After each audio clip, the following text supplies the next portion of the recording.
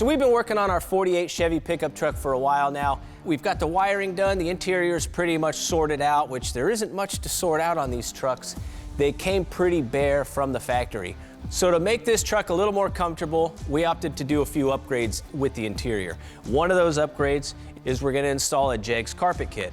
JEGS carpet kits are jute-backed, OE style, with an 80/20 cut pile. So as you can see, the carpet kit comes as one big piece. There's no cutouts for anything because JEGS doesn't know if you've got a shifter column, they don't know if you've got a clutch and a brake or just a brake or where your throttle pedal's located. So there is a little bit of a DIY necessity going on with this, which is no big deal if you've got a carpet knife or a razor blade or a sharp pair of shears.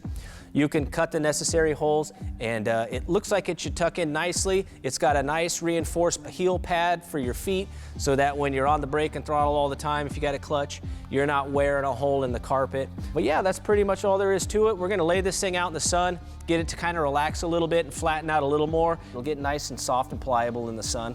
And then we can lay it in the truck and kind of see where we're at.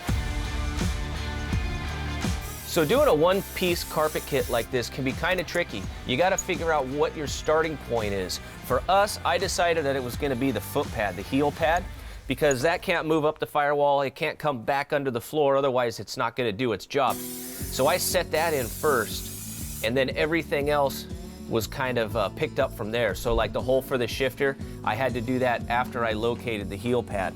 Same thing with the brake pedal, the dimmer switch, the throttle pedal.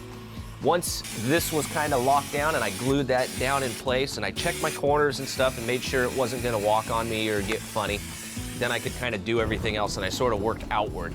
So you just kind of have to keep your wits about you and keep an eye on everything as you go.